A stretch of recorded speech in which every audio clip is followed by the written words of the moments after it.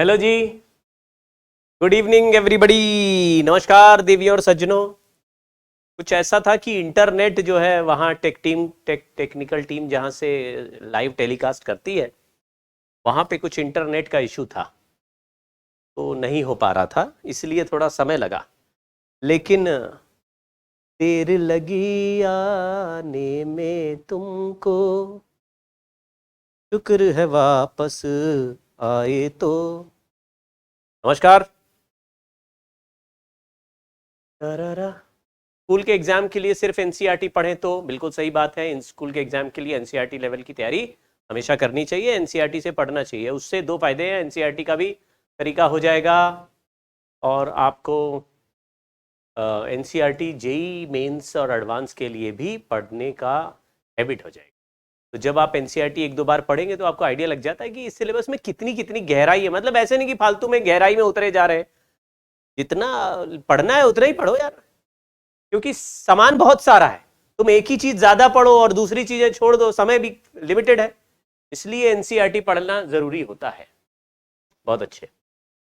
अब देखो ये जो काइनेटिक थ्योरी ऑफ गैस है उसमें लास्ट क्लास में मैंने एक डेरिवेशन कराया जिससे कि हम लोग वेलोसिटी, आरएमएस वेलोसिटी का एक कहानी कर लिया और हमने काइनेटिक एनर्जी का कहानी कर लिया।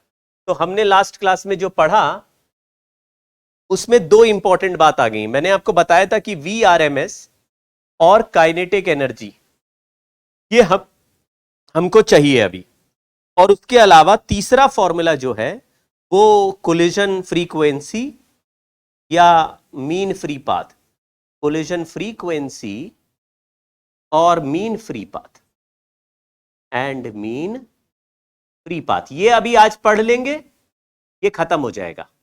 उसके बाद हम लोग इस काइनेटिक एनर्जी से ही आज ही इंटरनल एनर्जी भी बना लेंगे। इंटरनल एनर्जी मतलब ये दोनों सेम है, इंटरनल एनर्जी। फिर हम लोग थर्मोडायनेमिक्स में चले जाएंगे। तो आप कहेंगे जी ये तो बड़ा ही सस्ता चैप्टर निकला। हाँ, इसमें वीआरएमएस के सवाल, काइनेटिक एनर्जी के सवाल और मीन फ्री पाथ के सवाल, तीन सवाल आते रहे हैं, इनको कर लो, कहानी खत्म। इंटरनल एनर्जी पढ़ने से हमको कनेक्शन मिल जाएगा काइनेटिक थ्योरी ऑफ गैस और थर्मोडायनेमिक्स में। यानी जैसे ही इंटरनल एनर्जी का कनेक्शन बनाएंगे वैसे ही हम लोग थर्मोडायनेमिक्स में जाने लायक हो जाएंगे। हालांकि उसके बाद हम लोग मीन फ्री पाथ पढ़ेंगे, पहले इंटरनल एनर्जी पढ़ेंगे फिर मीन फ्री पाथ। तो अभी आप देखते जाइए, वो कनेक्शन बनते ही हम बिल्कुल स्मूथली लैंड कर जाएंगे थर्मोडायनेमिक्स में। आपने थर्मोडायनेमिक्स का चैप्टर केमिस्ट्री में भी पढ़ा है, फिजिक्स और केमिस्ट्री में थोड़ा सा अंतर है। क्या अंतर है वो मैं सिखाऊंगा, तो वो देखते हैं।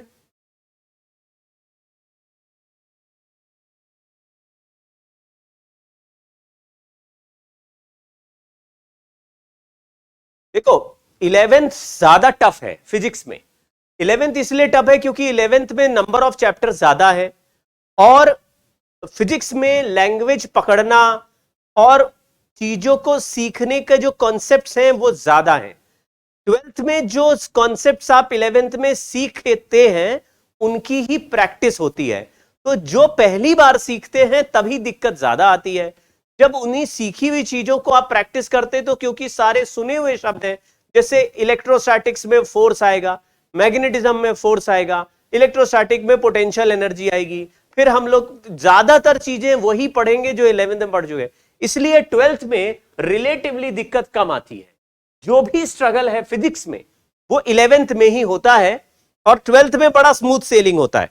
इसलिए हमको 11th में जितना पकड़ में आ जाए उतना कोशिश कर लेनी है, जितनी ज्यादा मेहनत कर सकते हैं। मतलब इस समय ऐसा लगेगा कि भाई जान ही निकली जा रही है, हमको बहुत समस्या आ रही है, हम नहीं समझ पा रहे हैं क्या करना चाहिए, लेकिन फिर भी लगे रहना लगे रहना। सर थोड़ा सा और रिवाइज कर लेते हैं, थोड़ा सा एनसीईआरटी और पढ़ लेते हैं, एक बार नोट्स और पढ़ लेते हैं। जैसे अभी हम लोग को करीब करीब एक हफ्ता हो गया वेव पढ़े हुए, तो इस समय वेव का रिवीजन धुआंधार आप करो। कैसे? वेव के जितने भी नोट्स मैंने पढ़ाए थे वो सारे नोट्स को हर दिन 1 से 2 बार आप रिवाइज करो। हर दिन पूरा वेव का चैप्टर रिवाइज करो, पूरे वेव के नोट्स रिवाइज करो हर दिन। उसके किए हुए सवालों को आप हर दिन रिवाइज करो तो आपको कुछ चीजें याद होती चली जाएंगी और ये जो मेमोरी में बेस्ड हो जाती है और प्रैक्टिस से हमको और समझ में चीजें याद में आती जाती हैं। कुछ ऐसे क्लूज हैं जो पहली क्लास में नहीं समझ में आए थे, लेकिन आप बार बार दोबारा पढ़ोगे तो आपको लग रही यार इसमें ये फॉर्मूला लगा दिया, यही तो मैं सोच रहा था उतने दिन से।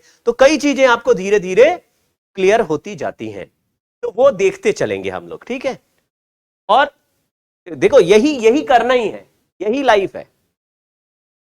एक दो सवाल कर लेते हैं। The ratio of translational kinetic energy to rotational kinetic energy of a diatomic molecule. अभी इसके बारे में कुछ वैसे दिया तो नहीं है, लेकिन डायटोमिक मॉलिक्यूल का जो, अच्छा मैंने लास्ट क्लास में क्या पढ़ाया था वो एक बार देख लेते हैं। Law of equipartition of energy. तो इसको, इसमें आने से पहले मैं जरा एक पेज लगा देता हूं और आपको इक्विपार्टीशन ऑफ एनर्जी में से पहले थोड़ा सा आज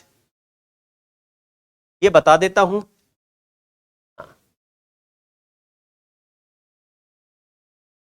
तो हमने क्या लिखा, average translational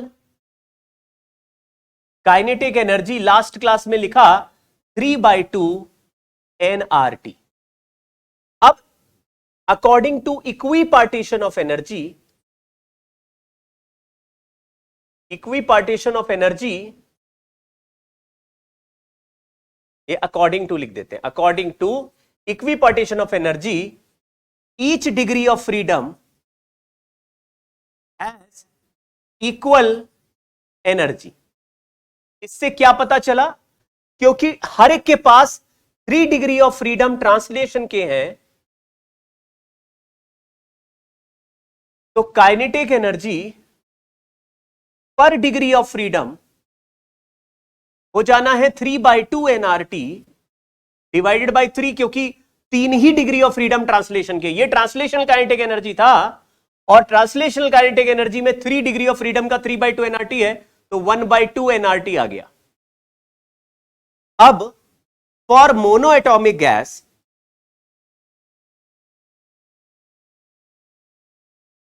total kinetic energy is 3/2 nRT। क्यों?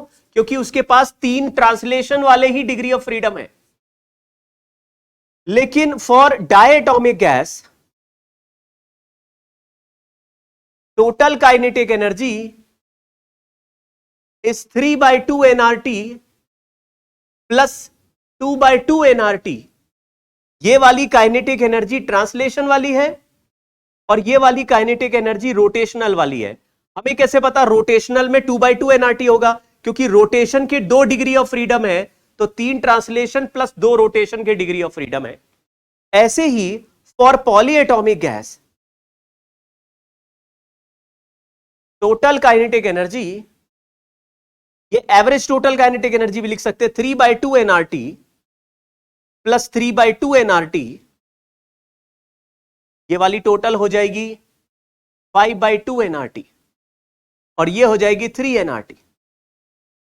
इसमें ये जो दोनों डिग्री ऑफ फ्रीडम हमने ऐड किए, तो 3 ट्रांसलेशन है और 3 रोटेशन है, टोटल 6 है। अभी हम लोग ने कोई वाइब्रेशन नहीं लिया हुआ है।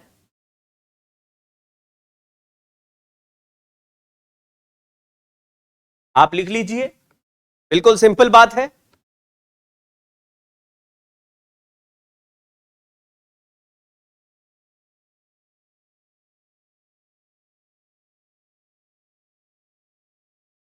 फिजिक्स में जितना थर्मोडायनेमिक्स है वो केमिस्ट्री का 20% ही है।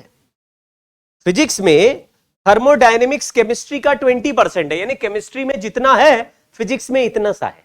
केमिस्ट्री में एंट्रोपी वगैरह की भी बात करोगे, और बहुत सारे अलग अलग प्रोसेस, रिवर्सिबल, इरिवर्सिबल, बहुत सारी चीजों की बात करेंगे हम केमिस्ट्री में। और फिजिक्स में हम कुछ नहीं करेंगे, हम सीधा 4-5 जानकार जाने पहचाने प्रोसेस, आइसोथर्मल, आइसोकोरिक का वर्क डन QW निकाल के और उसी को लपेट के सॉल्व करके निकल लेंगे। लेकिन उसमें हम सॉल्व क्या करना चाहेंगे, क्यों करना चाहेंगे, उसका लॉजिक अभी मैं सिखाऊंगा आपको।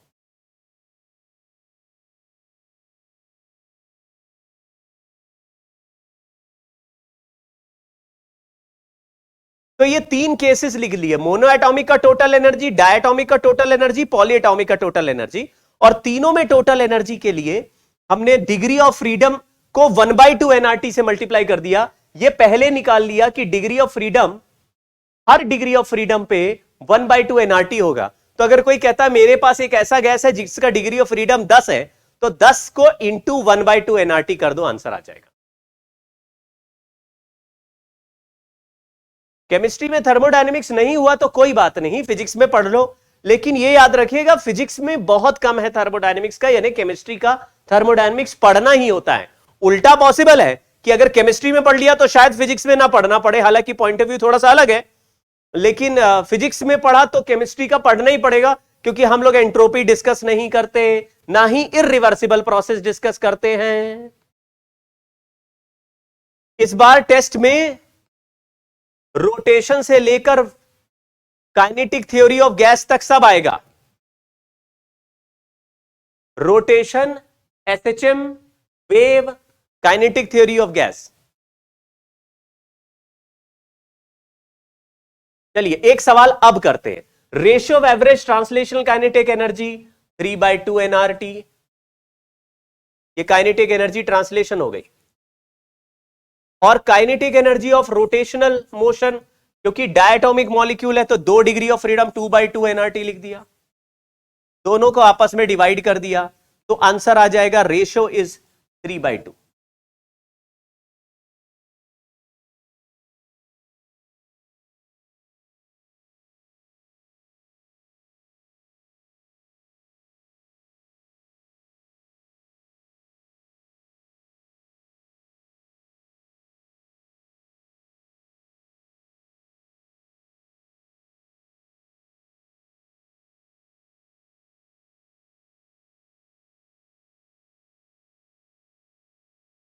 वेबसाइट में शायद इसलिए भी एरर होगा क्योंकि वहां टेक्निकल टीम जहां से डायरेक्ट टेलीकास्ट करती है वहां से पंगा था कि वहां इंटरनेट नहीं चल रहा था। मैं तो अपने स्टूडियो से डायरेक्ट रिले कर रहा हूं, तो कुछ बाईपास करके प्रोसेस बनाया गया है। चलिए आगे बढ़ते हैं।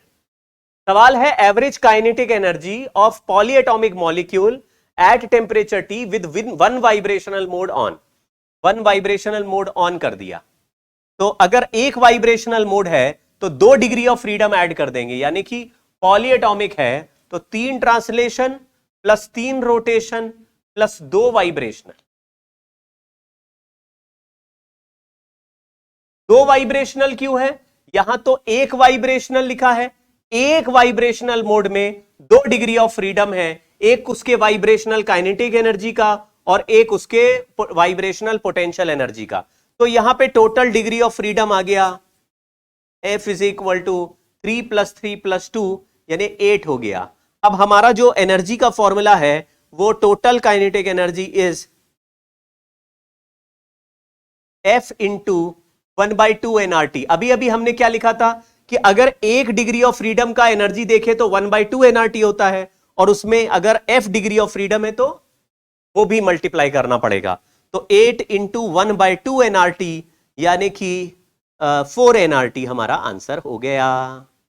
7/2 नहीं लिखना है, समझ गए ना? ऐसे 3 + 3 + 1 नहीं, एक वाइब्रेशन में 2 मोड ऑन कर देना, ऐसा रखना सिंपल फिजिक्स में। और इसको एक बार एनसीईआरटी से ये चैप्टर पढ़ो भाई, मैंने दोनों चैप्टर आपको पढ़ने को बोला, एक काइनेटिक थ्योरी ऑफ गैस और थर्मोडायनेमिक्स, दोनों चैप्टर को एनसीईआरटी से ढंग से पढ़िए, तब आपको इसमें लिखी हुई बातें जो मैं बता रहा हूं उसको आपको कंफर्म हो जाएंगी।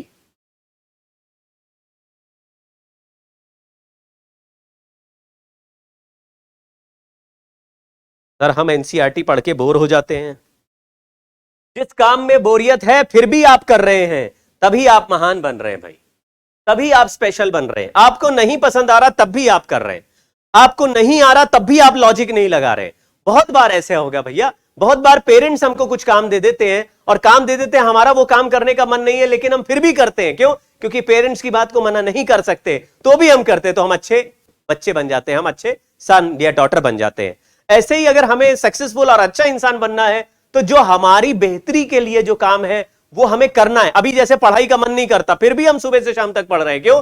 क्योंकि मन नहीं कर रहा लेकिन फिर भी करना है, क्योंकि लॉन्ग टर्म प्रोसेस हमें पता है कि लंबी दूरी तक हमें सक्सेस चाहिए, तो आज वो मेहनत करनी पड़ेगी जिसको बाद में नहीं की जा सकती है।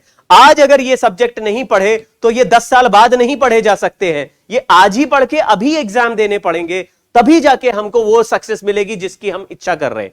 जो हमारी तरह के बच्चे हैं और अपने मन से गिव अप करके इसमें बैठ जाते हैं कि यार मेरा मन नहीं कर रहा मैं नहीं करूंगा, तो फिर वो इस लाइफ में, इस रेस, इस प्रोसेस में सक्सेसफुल नहीं होंगे, वो कुछ और कर रहे होंगे। वो हो सकता है उनके पिताजी की कोई दुकान हो उसमें बैठ जाए, किसी की फैक्ट्री हो वो फैक्ट्री में बैठ जाए, गुड फॉर देम, लेकिन वो अपने हाथ से अपनी सक्सेस नहीं बना रहे होंगे।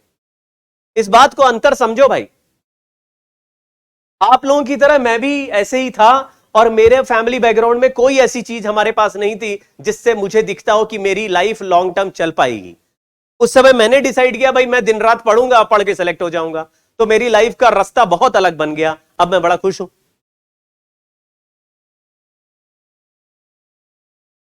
चलिए, internal energy of ideal gas, total kinetic energy, यानी कि ट्रांसलेशनल, रोटेशनल प्लस वाइब्रेशनल।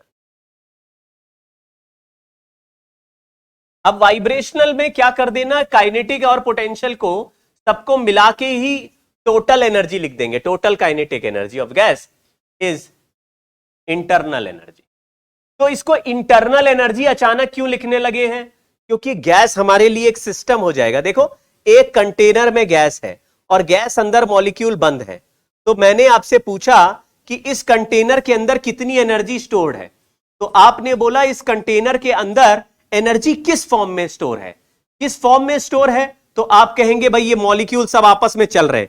मैं आपसे पूछूंगा क्या ये दो मॉलिक्यूल आपस में अट्रैक्ट या रिपेल भी हो रहे हैं? आप कहेंगे नहीं नहीं, हम आइडियल गैस ले रहे हैं और आइडियल गैस में किसी भी दो मॉलिक्यूल के बीच में कोलिजन के अलावा कोई फोर्स नहीं लगता। इसका मतलब है इन दो, किसी भी दो मॉलिक्यूल्स के बीच में कोई पोटेंशियल एनर्जी नहीं क्रिएट हो रही है। तो ये मॉलिक्यूल्स के पास कौन सी एनर्जी है? आप बोलेंगे इनके पास इनकी ट्रांसलेशन एनर्जी है, साथ ही साथ कोई मॉलिक्यूल आपस में वाइब्रेट भी कर सकता है, तो उसकी वाइब्रेशन में काइनेटिक प्लस पोटेंशियल एनर्जी और हो सकती है। तो इसके जो टोटल डिग्री ऑफ फ्रीडम है, उस टोटल डिग्री ऑफ फ्रीडम के करस्पॉन्डिंग टोटल एनर्जी अगर गैस की निकाल दें तो वो कंटेनर के अंदर बंद एनर्जी हो गई। कंटेनर के अंदर total stored energy will be internal energy. इसमें ये जो काइनेटिक एनर्जी है ऑफ गैस मॉलिक्यूल, वो विद रिस्पेक्ट टू कंटेनर है। याद रखिएगा, इस इंटरनल एनर्जी के लिए कंटेनर नहीं चलना चाहिए, इंटरनल एनर्जी। तो इंटरनल एनर्जी का सिंबल लिखा U और फॉर्मूला अभी अभी जो हमने लिख दिया था वही है F/2 nRT। इसको लिख लो। ये इंटरनल एनर्जी केवल टेम्परेचर पर डिपेंड करती हुई दिख रही है। हम लोग बोलेंगे डिग्री ऑफ फ्रीडम नॉर्मली हम चेंज नहीं करेंगे, तो ये internal energy proportional to T हो गया। अगर हम इसमें ऐसा लिखें कि इंटरनल एनर्जी केवल इनिशियल और फाइनल स्टेट पे डिपेंड करती है, तो change in internal energy delta U is equal to F/2 nR delta T depends on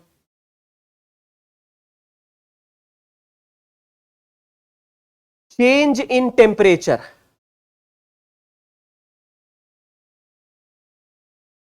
independent of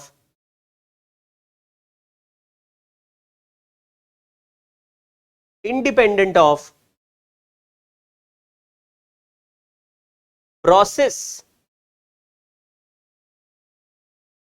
through which temperature is changed। किस प्रोसेस से टेम्परेचर चेंज किया इस पे डिपेंड नहीं करेगा। तो अगर ये गैस T1 टेम्परेचर पे है, इसकी internal energy F/2 nR T1 हो गई।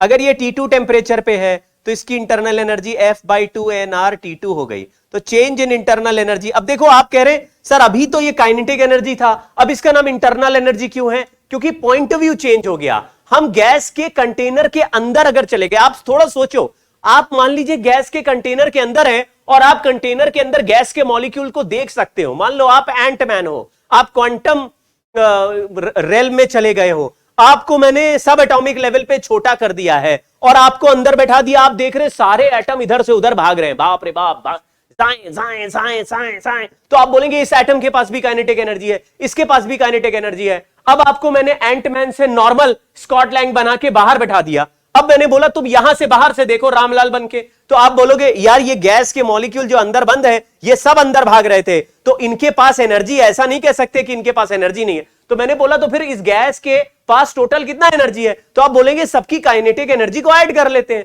वो फॉर्मूला मिला के हमने निकाला F/2 nRT। तो अब हम कहेंगे कि ये एनर्जी इस कंटेनर के अंदर बंद है, तो कंटेनर के अंदर है और हम बाहर से देख रहे हैं, तो ये एनर्जी को हम अब इंटरनल एनर्जी के नाम से बोल रहे हैं।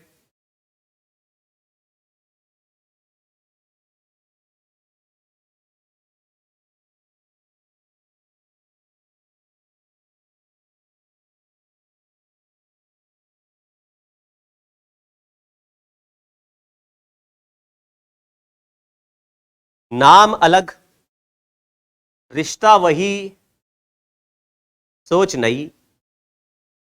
रिश्ता वही, सोच नई। सोच नई आ गई।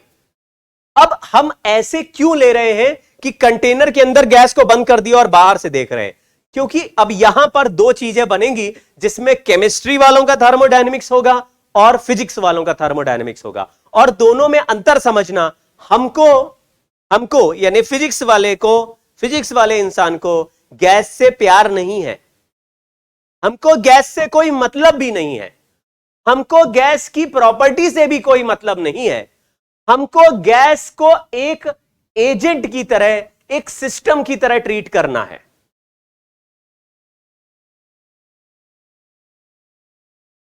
एक सिस्टम की तरह ट्रीट करना है। गैस हमारा इंप्लॉई है, हम उसके एम्प्लॉयर हैं। तो आपने देखा होगा कि जब भी आप किसी को नौकरी पे रखते हैं, जैसे आपके घर में भी हो सकता है हाउस होल्ड हेल्प के लिए आपके घर में कोई मेड आती हो, या हो सकता है आपके घर में कोई ड्राइवर हो, या आपके घर में कोई और इंसान हो जो आपके फादर के लिए नौकरी कर रहे हो। तो कोई भी इंसान जो आपका एम्प्लॉय होगा, आप उससे कुछ काम कराना एक्सपेक्ट करेंगे और उसके बदले उसको पैसे देंगे। तो आपने किसी आदमी को नौकरी पे रखा, बस समझो कि गैस को हमने नौकरी पे रखा। तो हमने गैस को नौकरी पे क्यों रखा और हमें गैस से क्या चाहिए? हमें गैस से वर्क चाहिए। तो अब हम गैस को नौकरी पे रखेंगे और हमें उससे वर्क चाहिए, तो हमें उसको कुछ सैलरी देनी पड़ेगी। बिल्कुल सैलरी देनी पड़ेगी। जो सैलरी हम देंगे वो हीट होगी, यानी कि हम लकड़ियों में आग लगाएंगे, हम गैस के बर्नर पे आग लगाएंगे और कंटेनर के अंदर गैस को भर के कंटेनर को उस बर्नर के ऊपर रख देंगे, यानी कि गैस को हम हीट देंगे और गैस एक्सपैंड होके पिस्टन को धक्का देगा और वर्क करेगा। तो वर्क से मेरा क्या फायदा होगा? वर्क से मेरे काम हो जाएंगे, उस काम से मैकेनिकल एनर्जी बनेगी, मैकेनिकल एनर्जी से हम अपने कुछ काम करा लेंगे। लेकिन हीट से हमारा काम नहीं हो रहा, तो हीट अगर गैस को दे तो गैस मुझे वर्क देगा। तो यह हमारे बहुत महान महापुरुष का एक सिद्धांत बन के आएगा, जिन्होंने बोला था तुम मुझे खून दो मैं तुम्हें आजादी दूंगा। समझो थर्मोडायनेमिक्स में यही रूल है, लेकिन थर्मोडायनेमिक्स में डायलॉग अलग है। गैस हमारे लिए वही महान आदमी है जो कह रहा है तुम मुझे हीट दो मैं तुम्हें वर्क दूंगा, तुम मुझे हीट दो और मैं तुम्हें वर्क दूंगा। गैस ने मुझसे कहा तुम मुझे हीट दो, नौकरी मांगने आया, बोला तुम मुझे हीट दो मैं तुम्हें वर्क दूंगा, वर्क मुझे चाहिए। तो सर हमें वर्क चाहिए क्यों? हम हीट से क्यों नहीं काम चला रहे? हम हीट से क्यों नहीं? देखो भाई, हमारे घर में मान लीजिए फर्स्ट फ्लोर पे जाने का कोई रास्ता नहीं है और एक टीवी है या कोई म्यूजिक सिस्टम है जिसको फर्स्ट फ्लोर पे लेके जाना है। तो मैंने सोचा कि मेरे पास एक म्यूजिक सिस्टम है जिसको फर्स्ट फ्लोर पे पहुंचाना है और उसको रख दिया मैंने कहीं, और मेरे पास कोई रास्ता नहीं है उसको ऊपर भेजने का। मतलब ऐसी कोई रस्सी नहीं है जिससे बांध के मैं किसी को बोलूं यार ऊपर खींच लो। लेकिन मेरे पास पेट्रोल है, तो मैंने म्यूजिक सिस्टम पे पेट्रोल छिड़का और आग लगा दी। क्या वो फर्स्ट फ्लोर पे पहुंच जाएगा? आप कहेंगे बिल्कुल बकवास बात कर रहे हैं, अगर आग लगा देंगे तो कैसे पहुंच जाएगा? सोच के देखो, अगर ऐसे धुआं बन के ऊपर जाए, हम धुआं कलेक्ट कर ले, तो क्या वापस म्यूजिक सिस्टम नहीं बना सकते? नहीं बनेगा। इरिवर्सिबल प्रोसेस है कि आग लगा दी म्यूजिक सिस्टम को, वो धुआं और गैस बन के उड़ने लगा और उसमें से ऐश बन गई बहुत सारी, और वो ऐश भी ऊपर हमने कलेक्ट कर ली, तो वापस म्यूजिक सिस्टम बनेगा? नहीं बनेगा। तो सर उसको कैसे भेजें? उसके लिए मैंने कहा मेरे घर में एक कंटेनर है, ऐसे लंबा सा कंटेनर है, लंबा सा। इस कंटेनर में एक गैस भर दी, एयर भर दी, और इस कंटेनर में हमने यहां पे म्यूजिक सिस्टम को रख दिया। अब ये गैस के नीचे मैंने बर्नर लगाया और बर्नर पे पेट्रोल लगा के आग लगा दी। तो आपने कहा सर ये आग से गैस को गर्म करेंगे तो गैस जिस कंटेनर में है उसका पिस्टन ऊपर की तरफ खिसकने लगेगा। पिस्टन ऊपर खिसकेगा तो ये म्यूजिक सिस्टम उसी पिस्टन पे रखा है, धीरे धीरे धीरे धीरे खिसकता खिसकता ऊपर पहुंच जाएगा। ऊपर पहुंच जाएगा तो मेरा भाई ऊपर जो बैठा है वो इस म्यूजिक सिस्टम को खींच लेगा। तो आप कहेंगे अरे वाह, हमने गैस को हीट दी और गैस ने पिस्टन को धक्का देते देते देते इसको ऊपर पहुंचा दिया। तो गैस ने मुझे इसकी पोटेंशियल एनर्जी बढ़ा दी या गैस ने इस पर वर्क कर दिया। तो हमने अगर डायरेक्टली हीट देंगे तो क्या ये ऊपर जाएगा? नहीं जाएगा। लेकिन अगर हम इसको वर्क में कन्वर्ट कर दें, हीट मेरे पास है, पेट्रोल मेरे पास था, बर्नर मेरे पास है, आग लगा सकते हैं, लेकिन क्या आग लगा के, समझ गए क्या? कार को चलाना है, पेट्रोल से चलती है, लेकिन क्या पेट्रोल कार के ऊपर डाल दो तो चल जाएगी? नहीं भाई, पेट्रोल को किस में रखना पड़ेगा? इंजन में इंजेक्ट करना पड़ता है।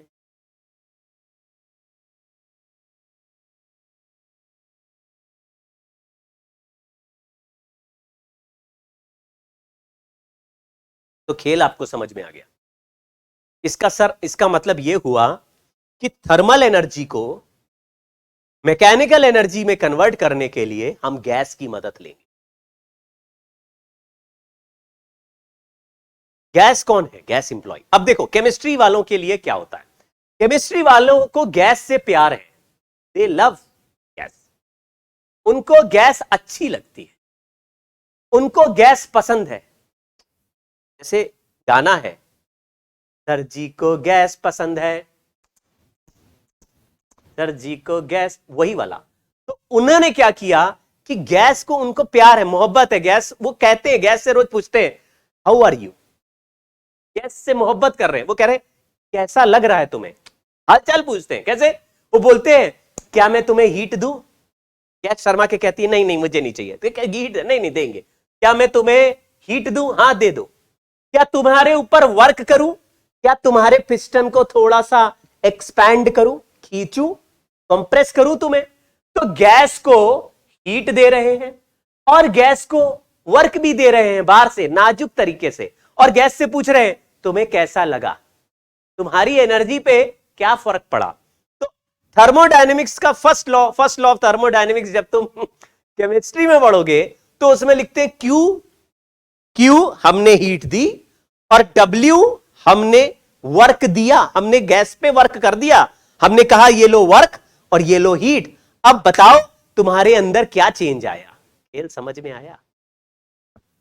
गैस को हीट दिया, गैस को वर्क दिया और पूछा तुम्हें कैसा लग रहा है। ये हो गया केमिस्ट्री का थर्मोडायनेमिक्स। फिजिक्स में क्या कह रहे? ये लो भैया हीट और वर्क दे दो। अगर हमने हीट दिया और वर्क हमें चाहिए, अगर हम हीट देंगे तो वर्क चाहिए। अगर हम सैलरी देंगे तो हमको तो काम जो दिया है, भाई ड्राइवर को सैलरी देंगे तो उसको कार चलानी पड़ेगी। ऐसे नहीं कि बैठे हुए हैं कार चलाओ, कार से हम कहीं भी जाएंगे तुमको चला के लेके जानी। वैसे तो आप समझ गए थोड़ा सा खेल कि हीट हम देंगे, वर्क हमें मिलेगा, वो हमारा इनपुट, ये हमारा आउटपुट। एक हाथ दिया एक हाथ लिया, बीच में हमने, ऐसा हो सकता है कि हमने 100 जूल हीट दी और मुझे वर्क 80 जूल ही मिला, 80 जूल ही वर्क। तो आप कहेंगे, आयुषिक कह रहे कुंट्स ट्यूब सिलेबस में नहीं है। एचसी वर्मा में दिया जरूर है, सिलेबस में नहीं है। तो आपको अगर पढ़ने की इच्छा है तो एचसी वर्मा से पढ़ लीजिए। क्विंक ट्यूब और कुंट्स ट्यूब एचसीवी में दिया है, खुद कर लो। तो आपको थोड़ा थोड़ा मामला समझ में आ गया। मैं फिर से लिख देता हूं, इंटरनल एनर्जी का वैल्यू है F/2 nRT। ये F/2R एक नए सिंबल से जाना जाएगा जिसको हम CV कहेंगे। तो अभी कहेंगे लेकिन अभी से कहने लग रहे हैं। CV को कहते हैं मोलर हीट। इसको मैं अभी पढ़ाऊंगा लेकिन सिंबल लिखने के टर्म्स में लिखा, मोलर हीट कैपेसिटी होता है। क्यों होता है, क्या मीनिंग है, अभी बताऊंगा। लेकिन F degree of freedom gas constant है, R यूनिवर्सल गैस कांस्टेंट है, 2 भी कांस्टेंट है। तो ये FR/2 एक कांस्टेंट है और इस कांस्टेंट का दूसरा नाम CV भी है। तो क्यों है यह भी सिखाता हूं, लेकिन CV है। तो आगे चल के अगर मैं इसका फॉर्मूला NCVT लिख दूंगा तो आपको रोना नहीं है कि सर ये CV कहां से आ गया। FR/2 की जगह हमने CV लिख दिया है। तो ये एक फॉर्मूला भी याद रख सकते हैं। क्यों आया ये सिखाएंगे अभी आपको। Internal energy is NCVT. अभी 2-4 सवाल करते हैं, खेल समझ में आ जाएगा।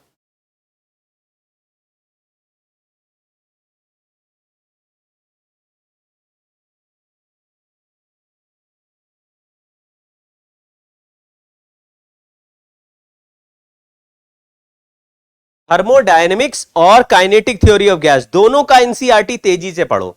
देखो भाई, मैं आपको सीधे वही चीज करा रहा हूं जिस जिस पोर्शन या जिस चीज के सवाल जेई में आते हैं, आपको उसी पे फोकस ज्यादा रखना है जैसे सवाल आते हैं या जो चीजें पूछी जा रही।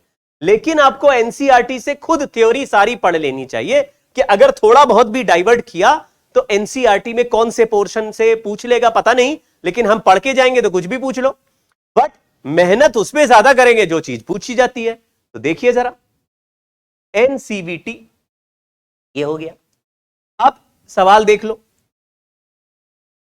क्वेश्चन लिखा है, gas mixture consist of 2 moles of oxygen, 4 moles of argon at temperature T. अब 2 मोल्स ऑक्सीजन है, यानी कि total internal energy, neglecting all vibrational mode तो लेना नहीं है, तो 2 मोल्स ऑफ ऑक्सीजन यानी कि ऑक्सीजन का सीवी लिख देते हैं और टी। अच्छा यहां लिख देते हैं सीवी का वैल्यू अगर FR/2 है तो 3R/2 for mono atomic gas, 5R/2 diatomic gas और 6R/2 यानी 3R पॉलीएटॉमिक गैस के लिए है।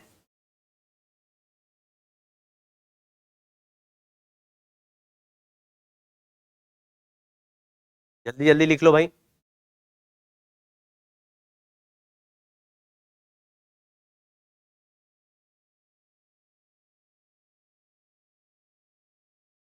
शोएब अंसारी कह रहे हैं सर एक बार क्लास में टॉपिक पढ़ने के बाद एनसीईआरटी पढ़ते हैं तो ज्यादा समझ में आती है। बिल्कुल सही कह रहे हो।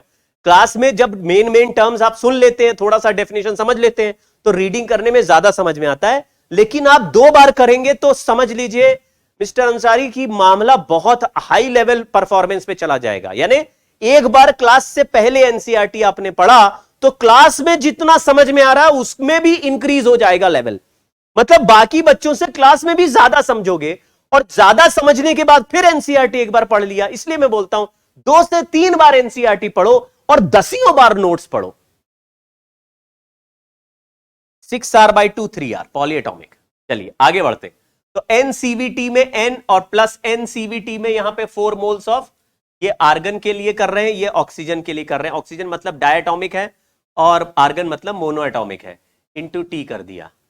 2 CV का वैल्यू डायटोमिक के लिए 5R/2 और 4 इंटू पॉलीएटॉमिक मोनोएटॉमिक के लिए 3R/2 इंटू टी रख देते हैं। वैल्यू ये हो गया 6 + 5 11 RT।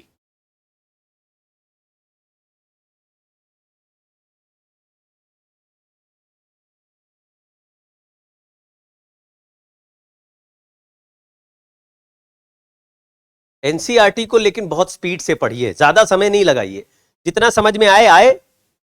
एक रीडिंग फटाफट, फिर क्लास कर ली, फिर दूसरी रीडिंग फिर से फटाफट। तो आप देखोगे पहली बार बहुत सारी चीजें फटाफट पढ़ने में नहीं भी समझ में आई, लेकिन नेक्स्ट टाइम पढ़ रहे होगे तो आप कहोगे हाँ यार आप ज्यादा समझ में आ रहा है। लेकिन आपको पता रहेगा कि कहां किस पेज में क्या लिखा है। तो आप जब जहां कम समझ में आया वहां थोड़ा सा और धीरे धीरे पढ़ लो दोबारा में। थोड़ा सा मैनेज करना पड़ेगा भाई आपको। चलिए एक क्वेश्चन और करते हैं। Gas mixture consist of 3 moles of oxygen, 5 moles of argon.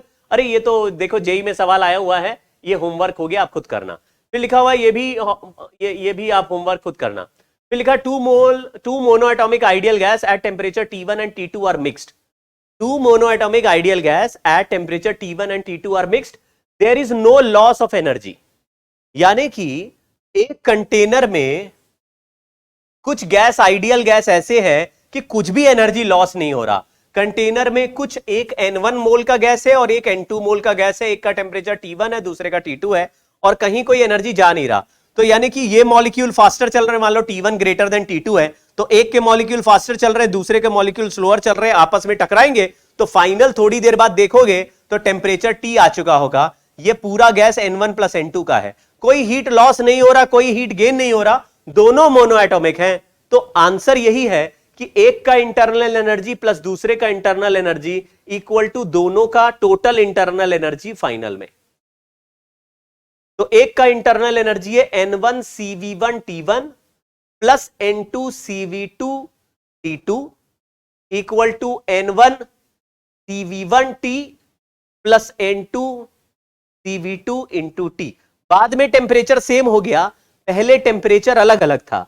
हालांकि दोनों मोनोएटॉमिक गैस है तो CV कट जाएगा, लेकिन मैंने उस हिसाब से लिख दिया कि अगर नहीं कैंसिल हो तो N2 CV2 T2 upon N1 CV1 plus N2 CV2। अगर दोनों अलग अलग टाइप के गैस होते तो हमारा आंसर क्या आता, उसके हिसाब से ही ये रिलेशन बन गया है।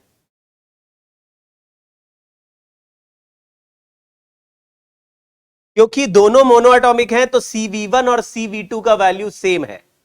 अगर सेम नहीं होता तो ये आंसर होता, सेम है तो ये आंसर है।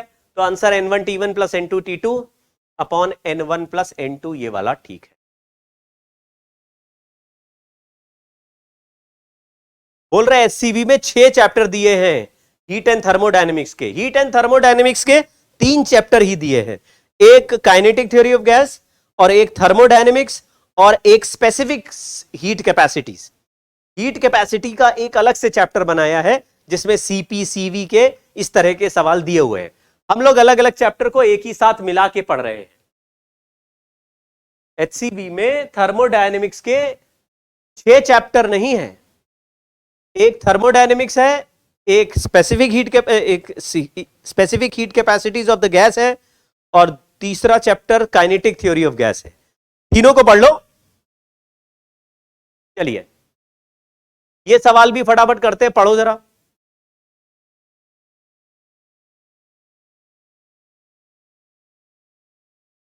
Two non-conducting containers having volume V1 and V2 contain monoatomic and diatomic gas। अब देखो इसमें अलग अलग दे दिया, बोल रहा है they are connected shown in figure, pressure and temperature are in two containers are P1 T1 P2 T2 respectively।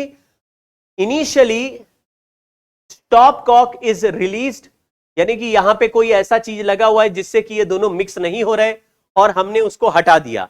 फिर ये इधर एक जगह से दूसरी जगह गैस आपस में मिक्स हो जाएगा और फाइनल प्रेशर और टेम्परेचर सबका यूनिफॉर्म हो जाएगा। यानी मान लो यहां पे गर्म गैस है, यहां पे ठंडी गैस है, तो आपस में गर्म गैस के कुछ मॉलिक्यूल ठंडी गैस में मिक्स हो जाएंगे, ठंडे वाले गर्म वाले में मिक्स हो जाएंगे और सब गैस थोड़ी देर बाद यूनिफॉर्म स्ट्रक्चर बन जाएगा, यानी गैसेस आपस में मिक्स हो जाएंगे। इधर मान लो मोनोएटॉमिक गैस था, इधर डायटॉमिक गैस था, तो हमने बोला भाई इसका CV1 अलग है, इसका CV2 अलग है। इसके नंबर ऑफ मोल्स को हमको दिया नहीं है सवाल में, लेकिन हमें पता P1 V1 अपॉन RT1 इसके नंबर ऑफ मोल्स है और इसके number of moles P2 V2 upon RT2 है। थोड़ी देर पहले मैंने आपको सिखाया अगर एक के N1 गैस के मोल्स आपस में दूसरे के N2 मोल्स के साथ मिक्स कर दूं और ना तो बाहर से हीट दूं ना ही हीट को एस्केप करने दूं, तो आपस में गर्म और ठंडा मिलके फाइनल टेम्परेचर T पहुंच जाएगा। तो फाइनल टेम्परेचर पहुंचने पर जितना हीट एक गैस ने लॉस किया उतना ही दूसरे ने गेन किया, यानी कि दोनों का इंटरनल एनर्जी पहले वाला बिफोर वाला ऐड कर दो और दोनों का इंटरनल एनर्जी फाइनल वाला ऐड कर दो। अब आपको पता है कि एक अगर गैस कम टेम्परेचर वाला थोड़ा टेम्परेचर बढ़ जाएगा, ज्यादा वाले का कम हो जाएगा, यानी कि एक से थोड़ा सा हीट निकल के दूसरे को मिल जाएगा। तो एक का इंटरनल एनर्जी कम से ज्यादा हो गया और ज्यादा वाले का कम हो गया, तो आप बोलेंगे यार उसने उतना गेन किया जितना मैंने लॉस किया, यानी कि दोनों का जो इनिशियल वैल्यू और दोनों का मिला के जो फाइनल वैल्यू है वो कर देंगे। तो अभी यही सवाल है, लेकिन अभी पुराना formula N1 CV1 T1 plus N2 CV2 T2 upon N1 CV1 plus N2 CV2, इससे हमारा फाइनल टेम्परेचर T आ गया। इसमें N1 N2 के वैल्यूज यहां से उठा के रख देंगे तो एक रिलेशन बन जाएगा। तो CV1 CV2 के वैल्यूज गिवन है उससे रख दो। दूसरा सवाल इसमें लिखा है कि फाइनल प्रेशर बताओ, तो एक के PV is equal to NRT, तो final pressure into final volume. अब ये फाइनल वॉल्यूम की जगह देखो बच्चों मैं क्या लिख रहा हूं, फाइनल वॉल्यूम में गैस ने अभी टोटल वॉल्यूम ऑक्यूपाई कर रखा है V1 प्लस V2। एक कंटेनर का वॉल्यूम V1 था, दूसरे का वॉल्यूम V2 था, तो टोटल वॉल्यूम कंटेनर का V1 प्लस V2 हो गया।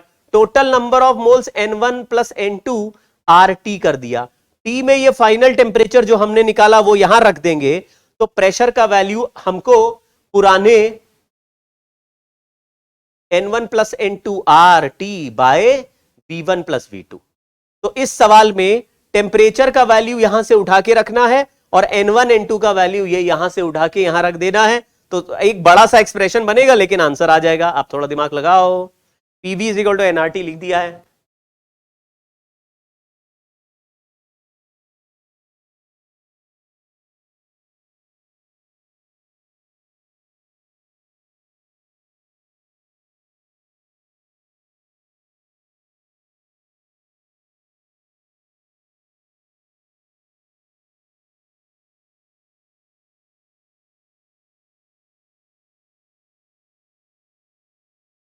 दो वेरिएबल है, नंबर ऑफ मोल्स कांस्टेंट करके नहीं बनने वाला, दो वेरिएबल है। फाइनल प्रेशर भी पहले वाले प्रेशर से अलग है, फाइनल टेम्परेचर्स भी अलग है, तो आप नंबर ऑफ मोल्स को अगर कंपेयर करोगे तो पी और टी दो अननोन आ जाएंगे। थोड़ा दिमाग लगाओ यार, दो चीजें बदल गई भाई, सोच के देखो क्या कह रहा हूं मैं, दो चीजें बदल रही हैं।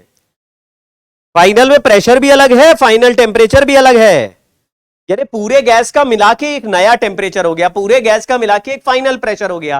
तो पीवी बाय आरटी करोगे तो पहले वाला P1 V1 upon R T1 plus P2 V2 upon R T2 equal to total P total V upon R total T करेंगे फाइनल टेम्परेचर, तो P और T दो अननोन हो जाएंगे भैया, नहीं होगा नंबर ऑफ मोल्स को कंपेयर करके। थोड़ा दिमाग लगाओ, होमवर्क। चलिए ये वाला सवाल देख लो और पढ़ लो इसको, ये बहुत ही अच्छा सवाल है, अच्छा गुड क्वेश्चन।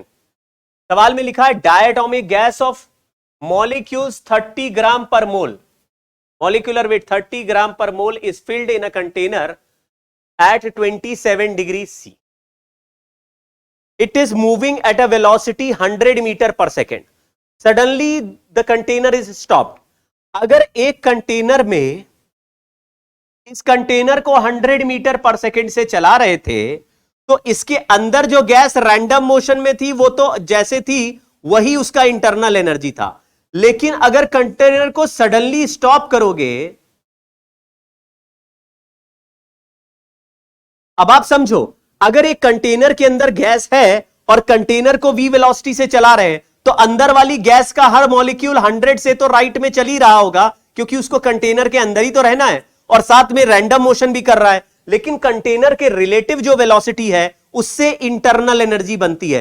यानी कंटेनर के ऊपर रामलाल को बैठा के पूछे कि कंटेनर कितने वेलोसिटी से चल रहा, तो वो बोलेगा 0 से चल रहा है। तो गैस किस मोशन में, आप बोलेंगे रैंडम मोशन में है, तो इंटरनल एनर्जी उस रैंडम मोशन से ही बनती है जो गैस के कंटेनर के रिलेटिव होते हैं, internal energy due to random motion. लेकिन अगर ग्राउंड के रिस्पेक्ट में किसी आदमी से पूछोगे कि ये कंटेनर के पास क्या क्या वेलोसिटी, तो हम हर वो आदमी बोलेगा कि हर एक के पास 100 मीटर पर सेकंड राइट में है और साथ में रैंडम वेलोसिटी भी है।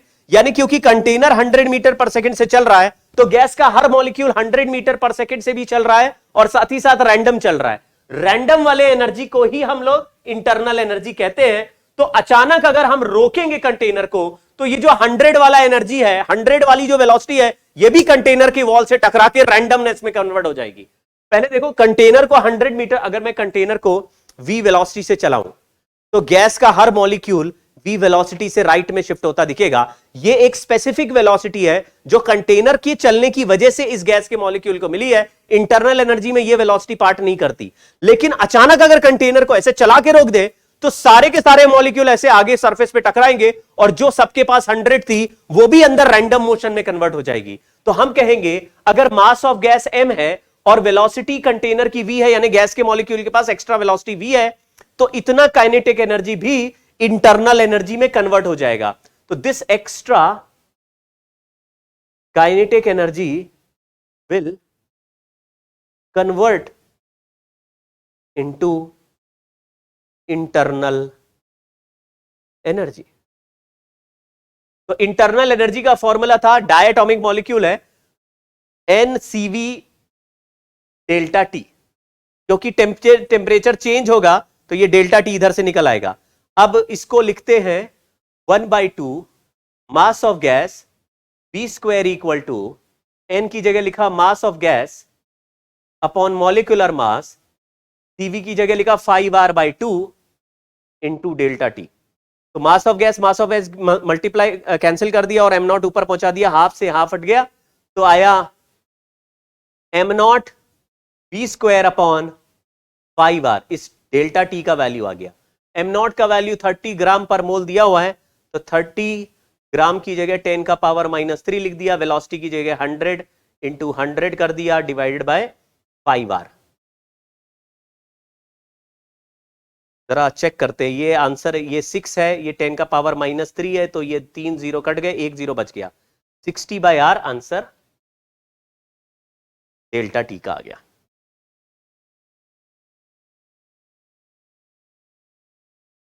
जो काइनेटिक एनर्जी रैंडम मोशन में है वही रैंडम मोशन की जो काइनेटिक एनर्जी है वही इंटरनल एनर्जी है। पूरा कंटेनर चल रहा है तो वो उससे करस्पॉन्डिंग जो काइनेटिक एनर्जी है वो इंटरनल एनर्जी तब तक नहीं है जब तक कंटेनर को सडनली ना रोक दे, तभी वो रैंडम मोशन में कन्वर्ट हो जाएगी। जैसे ट्रेन चल रही, सडनली ब्रेक लगा दिया तो तड़ तड़ तड़ तड़ आप ट्रेन के अंदर लुढ़कते हुए दिखाई देंगे।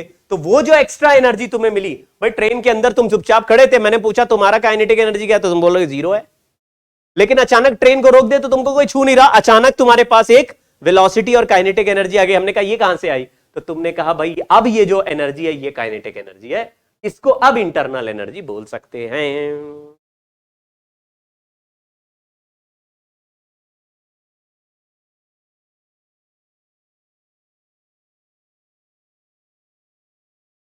स्टॉप करने से पहले इंटरनल एनर्जी है, क्योंकि उसका कोई ना कोई टेम्परेचर टी रहा होगा, तो रैंडम मोशन पहले से हो रहा है, लेकिन एक्स्ट्रा रैंडम मोशन इस काइनेटिक एनर्जी से और मिलेगा। वो एक्स्ट्रा काइनेटिक एनर्जी से जो एक्स्ट्रा रैंडम मोशन मिलेगा उससे टेम्परेचर थोड़ा सा बदल जाएगा। ये थोड़ी ना पूछा कि फाइनल टेम्परेचर क्या है, ये पूछा कि टेम्परेचर में चेंज कितना हुआ। चलिए, ये एक जबरदस्त तरीके ये कहानी है, इसको थोड़ा याद करना, मतलब ये जो मैं पढ़ा रहा हूं इस पे थोड़ा सा ध्यान देना। ये एनसीईआरटी में गिवन है, एक बार एनसीईआरटी से भी पढ़ लेना, लेकिन ये बहुत कम लोग हैं जो पढ़ा रहे हैं और ये बहुत कम लोग हैं जो पढ़ रहे हैं, और इसका सवाल ऑलमोस्ट हर साल आ रहा है। इसका मतलब अगर आ गया तो आपके पास 100% चांस है कि आप ही सॉल्व करेंगे, दूसरा कोई और सॉल्व नहीं करेगा। एक बार ध्यान से समझो कि क्या हो रहा है। हमने कहा कि एक मॉलिक्यूल जब चलता है किसी कंटेनर में तो वो दूसरे मॉलिक्यूल से टकराता है, तो आप कहते हैं भाई वो दूसरे मॉलिक्यूल से जब जाएगा तो टकराएगा तो कितने वॉल्यूम में चलने वाले आने वाले मॉलिक्यूल से टकराएगा। तो हम कहेंगे भाई इसका मान लो रेडियस r है, तो ये r ऐसे आगे चलेगा तो इतना तो जगह ये कवर करेगा। लेकिन अगर कोई दूसरे मॉलिक्यूल का सेंटर अगर इस r रेडियस के अंदर आ गया, जैसे अगर दूसरे मॉलिक्यूल का सेंटर यहां पर आ गया, ये रहा, ये देखो, तो भी इसका सरफेस इसके सरफेस पे टकरा जाएगा। तो आप कहेंगे हां ये तो है, इसका मतलब है ये मॉलिक्यूल और दूसरे मॉलिक्यूल के बीच में अगर 2r से ज्यादा का डिफरेंस, इसके सेंटर और दूसरे मॉलिक्यूल के सेंटर के बीच में अगर 2r से कम डिस्टेंस है तो दूसरे मॉलिक्यूल से टक्कर होगी। जैसे एक मॉलिक्यूल ऐसे चलते हुए जा रहा है और दूसरे मॉलिक्यूल का सेंटर ऐसे इतने डिस्टेंस पे है जो डिस्टेंस 2r से भी बड़ा है, तो ये निकल जाएगा, ये अपना निकल जाएगा और इनके बीच में कोई टक्कर नहीं होगी। तो हम कहेंगे हां ऐसा लग रहा है कि अगर दो के सेंटर का गैप इन दोनों के रेडियस के सम से ज्यादा है तो टक्कर नहीं होगी, और अगर दोनों का सेंटर से सेंटर का जो गैप है वो रेडियस के अंदर है तो टक्कर हो जाएगी। खेल समझ गए क्या? आप फिर से समझो, यहां मीन फ्री पाथ में ये जो कॉन्सेप्ट सीखने वाले हैं, इस कॉन्सेप्ट में हम ये सीखने वाले हैं कि कोई भी मॉलिक्यूल कंटेनर के अंदर लगातार चलता है तो दीवारों से जब टकराएगा तब टकराएगा, लेकिन बीच के मॉलिक्यूल से भी टकराते टकराते चलता है। तो कैसे पता चलेगा कि एक मॉलिक्यूल आगे चलते हुए कितनी देर बाद दूसरे मॉलिक्यूल से टकराएगा? क्या इसका भी कोई तरीका है? दूसरा, अगर एक मॉलिक्यूल अंदर चल रहा है तो बिना टकराए कितना डिस्टेंस ट्रैवल करेगा, उसका पता लगाने का क्या तरीका है? तीसरा, यह मॉलिक्यूल जो कंटेनर के अंदर चल रहा है वो 1 सेकंड में कितनी बार टकराएगा, कि उसका क्या तरीका है? तो हमने कहा देखो, कोलिजन इलास्टिक होना है, लेकिन हमने कोलिजन में पढ़ा था कि 1D कोलिजन भी होते हैं और 2D कोलिजन भी होते हैं। तो 1D कोलिजन तो तब होता है जब मॉलिक्यूल के डेड सामने दूसरा मॉलिक्यूल आ जाए, सेंटर से सेंटर वाली लाइन एक ही लाइन पर आ जाए और टक्कर हो जाए, तब तो हो जाते हैं। मतलब मॉलिक्यूल चलते जा रहा है, उसके वेलोसिटी के आगे वाले लाइन पे ही दूसरे का सेंटर आ गया और सामने से टक्कर हो गई, तो इसको तो 1D कहते हैं।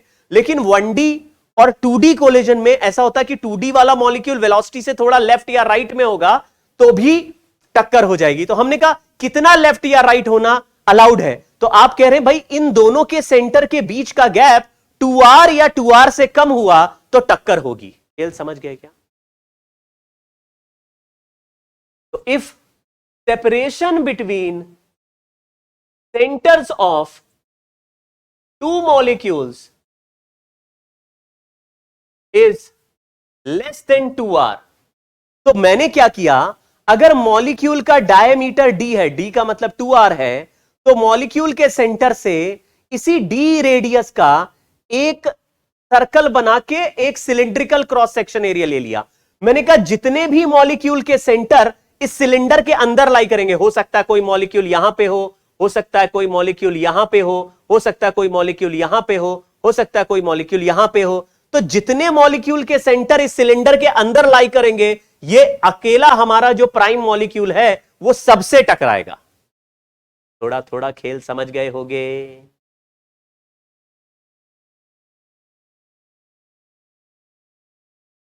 आप समझो, मान लीजिए एक पतले से कॉरिडोर में तुम चल के जा रहे हो जिसमें बहुत सारे लोग खड़े हैं अलग अलग जगह पर, लेकिन पतला कॉरिडोर है, तो आप जब चल के जाओगे तो हो सकता है ये कंधा किसी से टकराए, हो सकता है ये कंधा किसी से टकराए, हो सकता है तुम एकदम सामने से किसी से टकरा जाओ, क्योंकि बहुत सारे लोग हैं। कई बार होता है कि पीवीआर में या किसी मूवी हॉल में मूवी देख के बाहर निकलते हैं तो अचानक बहुत सारे हॉल में से भीड़ आती है और सीधा उसी स्टॉल की तरफ जाती है जहां पॉपकॉर्न मिल रहे हैं, तो तुम ऐसे सब लोग इधर उधर भाग रहे हैं, कोई टॉयलेट की तरफ भाग रहा है, कोई कहीं भाग रहा है, कोई अपने मूवी थिएटर की तरफ भाग रहा है, सब इधर इधर रैंडम भाग रहे हैं। तो तुम जब ऐसे चल के जाते हो तो 8-10 लोगों से टकराते टकराते जा रहे हो, कोई इधर से टकरा जा रहा है, कोई इधर से टकरा जा रहा है, कोई, समझ गए? तो ऐसे जब चलते हुए जा रहे हैं और कई सारे लोग इधर उधर खड़े नहीं है, सब चल रहे हैं, तो सभी से टकराते टकराते चलोगे तो तुम कहोगे भाई एक सर्टेन वॉल्यूम चलते हुए मैं कवर कर रहा हूं अपने साइज से डबल साइज का, क्योंकि उसका सेंटर उसका साइज भी है, दूसरे वाले मॉलिक्यूल का भी साइज है, तो वहां पे कोई मोटा आदमी खड़ा है तो वो थोड़ा साइड में भी खड़ा होगा तो भी तुमसे टकराने की उसकी चांसेस बढ़ जाएंगे। तो खेल ये बनाया कि अगर डी डायमीटर का मॉलिक्यूल चलेगा तो डी रेडियस का सिलेंडर बना लो, मतलब 2R और 2R इतने रेडियस के सिलेंडर में चलेगा, तो दूसरों के सेंटर अगर इसके अंदर आ गए तब फिर ये टकरा जाएगा, अगर दूसरों के सेंटर इस वॉल्यूम के बाहर चले गए, सिलेंडर के बाहर चले गए, तो टक्कर नहीं होगी। हाँ, सारे एक जैसे लिए, यहां पे सारे मॉलिक्यूल एक जैसे हैं भाई। तो पहले तो ये मान लिया कि कोई भी 2 मॉलिक्यूल टकराएंगे तो एक सर्टेन वॉल्यूम में होने चाहिए। फिर हमने ये मान लिया थोड़ी देर के लिए कि ये जो मॉलिक्यूल है, ये जो मॉलिक्यूल चलते जा रहा है, इसकी एवरेज वेलोसिटी v है। तो हमने बोला कि if average velocity of molecule is v, तो ये देखो, ये वो डायमीटर को रेडियस बना लिया, तो इसका जो वॉल्यूम है किसी भी टाइम t में जितना वॉल्यूम ये कवर करेगा, जैसे टाइम t तक अगर ये मॉलिक्यूल आगे गया तो कितना वॉल्यूम ये कवर कर लेगा, तो आप बोलेंगे v वेलोसिटी से चलने वाला मॉलिक्यूल अगर t टाइम तक चलता रहे, ऐसे t टाइम तक सीधे चलता रहे, तो ये v इंटू डेल्टा टी या डेल्टा टी टाइम तक चलता रहे तो v डेल्टा टी इतना लेंथ कवर कर लेगा, और cross section area pi D square है, तो लिखा हुआ है in time delta T it sweeps a volume of pi D square V delta T. समझ गए? Pi D square V delta T. अगर हमने बोला एक कंटेनर के एक सिलेंडर में हमारा एक मॉलिक्यूल डेल्टा टी टाइम से यहां से चल के और यहां पहुंच गया डेल्टा टी टाइम में, जैसे लाइन के पीछे से कॉरिडोर के पीछे से कॉरिडोर के सामने पहुंच गया 2 सेकंड में, तो तुम कहोगे 2 सेकंड में इसके रास्ते में जितने भी मॉलिक्यूल आते जाएंगे, कुछ सामने आ जाएंगे, कुछ थोड़ा ऊपर होंगे, कुछ थोड़ा नीचे होंगे, सबके साइज इतने ही बराबर हैं, लेकिन किसी का सेंटर ऊपर है, किसी का सेंटर नीचे है, लेकिन सबके सेंटर इसी वॉल्यूम के अंदर है, तो जितने लोग इसके अंदर होंगे सबसे टकराएगा, चाहे कोई यहां पे हो, चाहे कोई यहां पे हो, चाहे कोई यहां पे हो, चाहे कोई यहां पे हो, चाहे कोई यहां पे हो, चाहे कोई यहां पे हो, चाहे कोई यहां पे हो, चाहे कोई, समझ गए क्या? जितने भी मॉलिक्यूल इस कंटेनर के अंदर है, अगर इसको यहां से यहां चल के जाना है तो सबको कहीं ना कहीं टक्कर मार के धक्का देते हुए ये निकल के जाएगा। तो हम कहेंगे यार इसका मतलब ये हुआ कि इस वॉल्यूम में जितने भी मॉलिक्यूल्स आएंगे उतने ही कोलिजन हो जाएंगे। तो यहां पे हमने लिख दिया कि अगर n is number of molecule per unit volume then rate of collision, या फिर number of collisions in time delta T, in time delta T is, देखो इतना वॉल्यूम इसने स्वीप किया और पर यूनिट वॉल्यूम n मॉलिक्यूल्स होते हैं, यानी कि अगर 10 मॉलिक्यूल पर यूनिट वॉल्यूम होते हैं तो इतने वॉल्यूम में कितने होंगे, तो आप कहेंगे 10 से मल्टीप्लाई कर दो। अगर 50 मॉलिक्यूल पर यूनिट वॉल्यूम होते हैं, अगर 100 मॉलिक्यूल पर यूनिट वॉल्यूम होते हैं, यानी गैस की मॉलिक्यूल डेंसिटी कितनी है उसके हिसाब से हमने लिखा कि n is the number of molecule per unit volume, तो n को मल्टीप्लाई कर दो pi D square into V delta T से, ये तो हुआ number of collisions in time delta T, तो रेट ऑफ कोलिजन यानी कोलिजन पर सेकेंड, तो जितना आया उसको डेल्टा टी से डिवाइड कर दोगे, रेट बन जाएगा। तो ये जो फॉर्मूला बना ये कोलिजन फ्रीक्वेंसी बना, कोलिजन फ्रीक्वेंसी, एक इंपॉर्टेंट फॉर्मूला हो गया, इसको याद कर लो।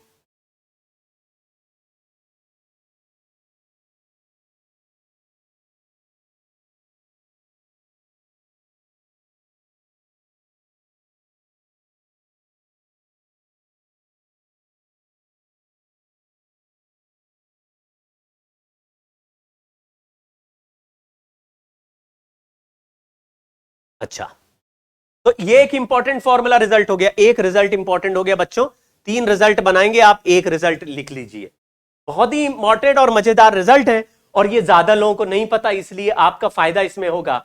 ज्यादा लोग नहीं पढ़ाते इसको, पता नहीं क्यों, एनसीईआरटी में दिया हुआ है, हर साल सवाल भी आ रहा है, नहीं पढ़ाते क्यों, डाले आलसी है। लिखो, लिखा हुआ टाइम बिटवीन 2 सक्सेसिव कोलिजन। अब टाइम कैसे निकालें, अगर मुझे ये पता चल गया number of collision per second कितने हो रहे हैं, तो उसका उल्टा कर दो, यानी कि time interval between collisions, time interval of collision is 1 upon frequency of collision, यानी कोलिजन फ्रीक्वेंसी अभी जो लिखा, तो फ्रीक्वेंसी का रेसिप्रोकल होता है टाइम पीरियड, तो 1 upon N pi V pi D square V कर दिए, देखो n into pi D square V, d है डायमीटर ऑफ मॉलिक्यूल, v है average velocity of molecule, n है number of molecules per unit volume.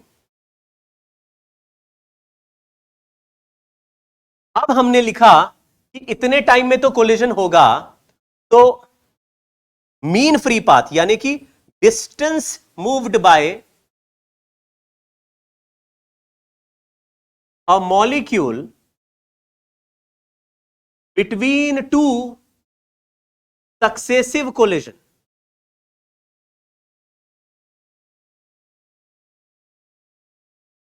दो collision के बीच में एक मॉलिक्यूल कितना चलेगा बिना टकराए, उसी को बोलते हैं मीन फ्री पाथ। अब मुझे बताओ, अगर दो कोलिजन के बीच का टाइम इंटरवल मुझे पता है और मॉलिक्यूल की वेलोसिटी हमें पता है, तो वेलोसिटी इंटू टाइम कर देने से हमको मिलना चाहिए मीन फ्री पाथ। वेलोसिटी और दो कोलिजन के बीच का टाइम पता है, तो मैंने वेलोसिटी से मल्टीप्लाई किया 1 upon N pi D square V को, v से v कैंसिल हो गया, आंसर आ जाना चाहिए 1 by N pi D square. ये है मीन फ्री पाथ, लेकिन असली formula of mean free path दिया हुआ है 1 upon root 2 pi D square, और वो इसलिए क्योंकि हमने कैलकुलेट करते समय यहां पर जो वेलोसिटी लिखी थी वो एवरेज वेलोसिटी थी, एवरेज वेलोसिटी ऑफ मॉलिक्यूल थी, और जबकि केवल अकेला ये मॉलिक्यूल नहीं चल रहा, सारे मॉलिक्यूल चल रहे होंगे, तो average relative velocity of molecule लेनी पड़ेगी। फिर से सुनो, हमने ये माना कि एक मॉलिक्यूल v वेलोसिटी से चल रहा है और बाकी सब कॉरिडोर में रुके हुए हैं, तो मैं ऐसे चलते हुए जा रहा हूं, कभी इधर कंधा टकरा रहा, कभी इधर टकरा रहा, कभी सर टकरा रहा, कभी हाथ टकरा रहा, लेकिन बाकी लोग रुके हुए हैं। लेकिन अगर जब आप चल के जाओगे और बाकी लोग भी चल रहे होंगे, तो आपकी उनके रिलेटिव कितनी वेलोसिटी है उससे तुम क्रॉस कर रहे होगे। यानी कि दूसरा जो मॉलिक्यूल अभी वॉल्यूम से बाहर है, वो चलते हुए वॉल्यूम के अंदर भी आ सकता है, जो अंदर है वो बाहर भी जा सकता है। तो आपको रिलेटिव वेलोसिटी यानी बाकियों को अपने रिलेटिव चला के देखना पड़ेगा, या बाकियों के रिलेटिव एक एवरेज वेलोसिटी बनानी पड़ेगी। और एवरेज रिलेशन ऑफ लिखा है, रिलेशन नहीं, average relative, sorry average relative velocity of molecule is not v, it is v relative is equal to √2v। कैसे आया? क्योंकि किसी भी दो की रिलेटिव वेलोसिटी का फॉर्मूला होता है v2 माइनस v1, ये हमने पढ़ा v रिलेटिव होता है। तो v रिलेटिव किसी भी दो मॉलिक्यूल के बीच में होगा v1 square plus v2 square plus 2v1 v2 cos theta. और क्योंकि ये किसी भी दो मॉलिक्यूल्स का वेलोसिटी का रिलेटिव वैल्यू है, तो ऐसे सारे पार्टिकल के वेलोसिटी का रिलेटिव वैल्यू हमको ऐड करके एवरेज लेना पड़ेगा। तो अभी v1 v2 का लिया, ऐसे ही v1 और v3 का लेंगे, v1 और v4 का लेंगे, v1 और v5 का लेंगे, v1 और v6 का लेंगे, v1 और v7 का, यानी सारे मॉलिक्यूल का लेंगे। अब सबके वेलोसिटी का मैग्नीट्यूड बराबर है, क्योंकि वेलोसिटी सब T टेम्परेचर के हिसाब से होती है। तो हमने ये मान के चला इस कंटेनर में जितने भी मॉलिक्यूल्स हैं सब एक ही वेलोसिटी से चल रहे हैं, तो सब v है। तो यहां लिखा v square plus v square plus 2v square cos theta. तो आप कहेंगे सर v स्क्वायर तो सबका सेम है, 2v स्क्वायर भी सभी के लिए सेम है, लेकिन cos थीटा सबके लिए अलग अलग होगा। अगर मैं इसका एवरेज निकालूं तो ये v square plus v square का एवरेज तो हो गया 2v स्क्वायर, लेकिन ये cos थीटा का एवरेज हो जाएगा 0, क्योंकि किसी का एंगल होगा कम, किसी का एंगल थोड़ा ज्यादा, किसी का एंगल और ज्यादा, किसी का एंगल अपोजिट, किसी का एंगल 90, किसी का 270। तो अगर 0 से 360 तक सभी के cos थीटा वैल्यू देखें तो दो क्वाड्रेंट में cos थीटा पॉजिटिव होता है और दो क्वाड्रेंट में cos थीटा नेगेटिव होता है, तो सारे cos थीटा का एवरेज मिलकर हो जाएगा अंडा। तो ये 0 हो गया, cos थीटा का एवरेज 0 हो गया, तो हमारा v रिलेटिव के स्क्वायर का वैल्यू 2v स्क्वायर हो गया, तो v रिलेटिव का वैल्यू √2v हो गया। तो इसलिए फॉर्मूले में अचानक नीचे वाला ये जो v लिखा था इसकी जगह √2v लिखना पड़ेगा, क्योंकि एक पार्टिकल का मीन फ्री पाथ है, तो वेलोसिटी इनटू टाइम में एक का ही वेलोसिटी लिखा, इसी का मीन फ्री पाथ निकाल रहे हैं। लेकिन नीचे वाला जो वेलोसिटी था टकराने वाला, उसमें √2v लिखना पड़ेगा, तो आंसर में अचानक नीचे √2v मिल जाएगा। तो 1/√2v नहीं √2n पाई d स्क्वायर। आप कहेंगे सर v तो गायब हो गया, v गायब हुआ, लेकिन √2 वाला फैक्टर एक्स्ट्रा आ जाएगा, क्योंकि हम लोग अब कौन सी वेलोसिटी की बात करेंगे? रिलेटिव। बजाओ ताली।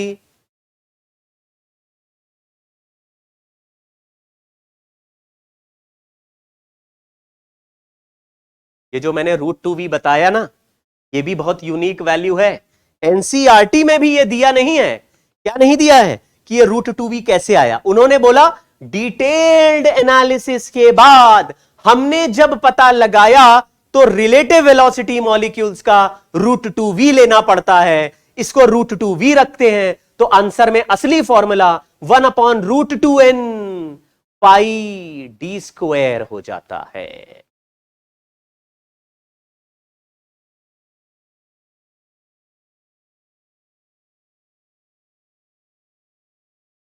तो बच्चों, एक रिजल्ट, दूसरा रिजल्ट और तीसरा रिजल्ट, कितने रिजल्ट हो गए? 3। इस 3 रिजल्ट्स को हम अगले पेज में इस आखिरी वाले रिजल्ट को और देखेंगे, जल्दी से कर लो।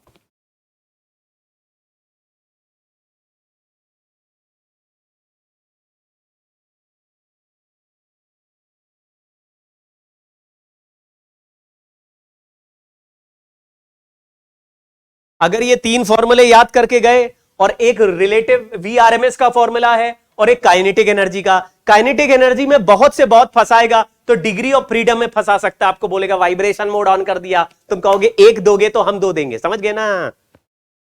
अरे दूध मांगोगे खीर देंगे, वाइब्रेशन मोड मांगोगे तो 2 डिग्री ऑफ फ्रीडम देंगे।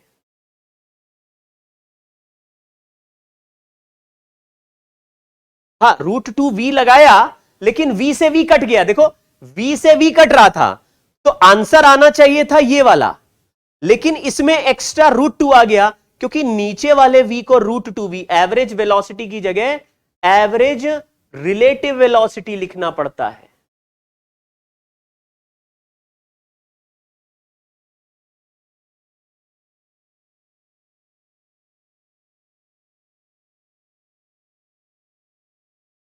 यहां पे एक टर्म और है, ये जो लिखा number of molecules per unit volume कैसे निकाले, पर यूनिट वॉल्यूम कैसे निकाले, क्योंकि हमें तो number of molecules per unit volume अगर क्वेश्चन में नहीं दिया है तो कैसे निकाले। तो n इज इक्वल टू, आपने सुना कि अगर मान लीजिए नंबर ऑफ मोल्स n है, ये तो मतलब कॉन्सेंट्रेशन है, number of molecules per unit volume है, number of molecules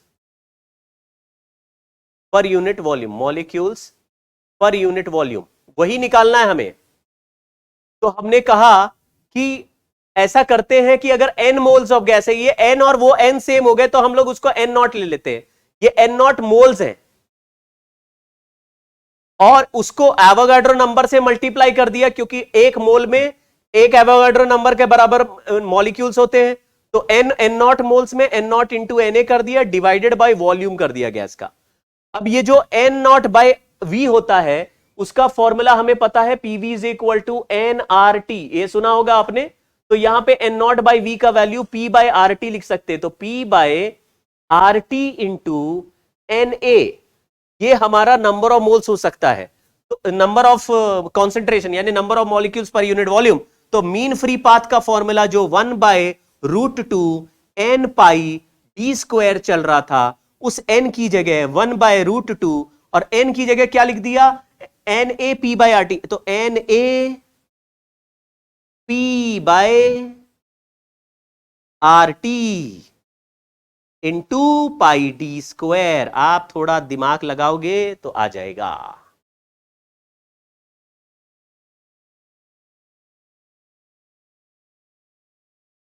first result कौन सा है, वाह वाह वाह वाह वाह वाह वाह वाह वाह वाह, रेट ऑफ कोलिजन का पहला रिजल्ट था।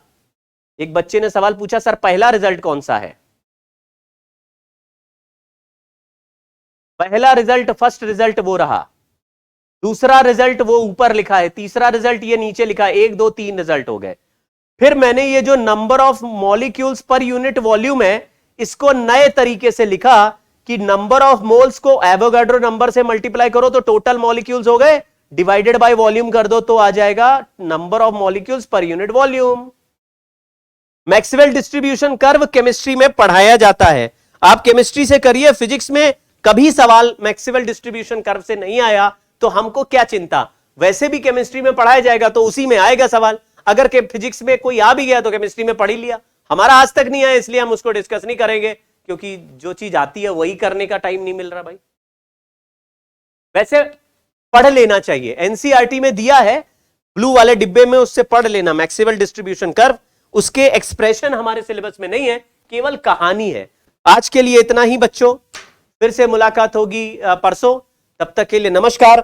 कल समय मिलेगा तो एक छोटा सा लेक्चर आपके लिए रिकॉर्ड करके भेज दूंगा, मे बी किसी आगे के टॉपिक का जो हमने नहीं किया है, मे बी फ्लूइड का या किसी एक टॉपिक का, सरफेस टेंशन का। मैं चाहता हूं कि आपका सिलेबस जल्दी हो जाए, जिससे कि आप अगर स्कूल के लिए पढ़ रहे हैं तो आपको थोड़ा सा उसमें फायदा हो जाए। तो क्योंकि कल क्लास नहीं है और मेरे पास अगर कल आज रात में थोड़ा सा समय हो सकता होगा, तो फिर मैं एक छोटा आधे घंटे का या 45 मिनट का एक वीडियो बना के, कल क्लास नहीं उसके एवज में आपको दूंगा, कोशिश कर लूंगा। कोशिश करने वालों की कभी हार नहीं होती।